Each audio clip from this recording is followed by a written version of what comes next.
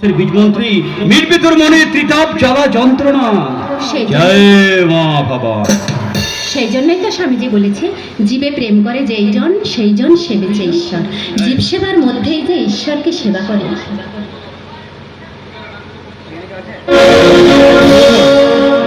তুই তোর কাঙ্ক্ষিত বস্তু সন্ধান পাবি বৎস। মিটবে মিটবে তোর মনের জ্বালা যন্ত্রণা। না, আমার জ্বালা যন্ত্রণা মিটবে না প্রভু। আমার অধিকার আমাকে জোর করে আদায় করে নিতে হবে। হিংসা দিয়ে কখনো সাধন মার্গে পৌঁছানো যায় না বৎস।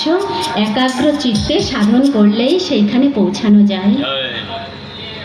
সেই পাপ নিয়ে আপনারাই থাকুন, আমাকে আমার পথ ধরেই চলতে দিন। এতদিন শিক্ষার আদর্শকে নিয়ে শুধু হারিয়েছি, এবার হাতে অস্ত্র তুলে নিয়ে দেখি আমার পুরনো নীতি খুঁজে পাই কিনা। জয় মা ভবানী, জয় মা ভবানী। এখন দেখছি সকলে অস্ত্রের বলে বলিয়ার হতে চায়। ওরে মূর্খ, ওর মনের মধ্যে জমে থাকা তো জাগ্রত বুদ্ধিটাকে জাগা। দেখবি তো জাগ্রত বুদ্ধির ধার অস্ত্রের চেয়ে অনেক অনেক বেশি। জয় মা ভবানী। আপনার জ্ঞানের কথা ওইসব মূর্খের মস্তিষ্কে ঢুকবে না গুরুদেব।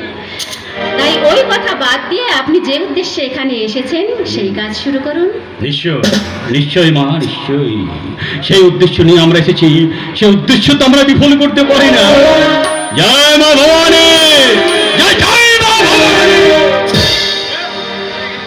কে এখানে চিৎকার করে উঠলো? এ কি আপনারা? আপনার দ্বারে আমরা করুণা প্রার্থী মাস্টার মশাই। কিন্তু আপনাদের তো ঠিক আমি চিনতে পারলাম না।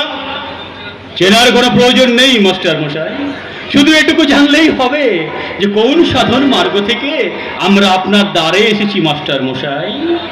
কিন্তু না জেনে বুঝবই বা কি করে আপনারা কোথা থেকে এসেছেন? ভালো মা। জ্ঞানী গুণী মানুষ আপনি, একটু ক্লু পেলেই আপনি বুঝতে পারবেন মাস্টার মশাই। মাস্টার মশাই, গত রাত্রে টেলিফোনটা আমি আপনাকে করেছিলাম মাস্টার মশাই। আপনি আপনি করেছিলেন? একই কথা বারবার বলতে আমার ভালো লাগে না মাস্টার মশাই। বলছি তো গত রাত্রে আমি করেছিলাম। শুনুন মাস্টার মশাই, আপনার একমাত্র মেয়ে সাহা, সেই সাহার বেঁচে থাকার একটাই মহৌষধ 2 লাখ টাকা।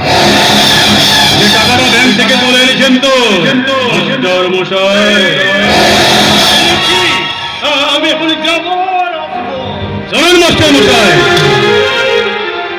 আমার সাথে বেইমানি করার চেষ্টা করবেন না। একটা কথা মনে রাখবেন, আমি হলাম মা কালীর ভক্ত। আমার সাথে বেইমানি করলে শুষে নেব। ওই শ্মশানে তোলাবো বল, বলো হরি হরি বলছি মাস্টার মশাই, আমার সাথে বেইমানি করার আগে একটা কথা মনে রাখবেন, আমি হলাম মা কালীর সাধক। আমার সাথে বেইমানি করলে আমার এক হাতে থাকবে মায়ের রক্ত মাখা খড়গ, আর অন্য হাতে থাকবে আপনার দরহীন কাটা মুন্ড। আমার সাথে বেইমানি করার আগে কথাটা ভালো করে মনে রাখবেন।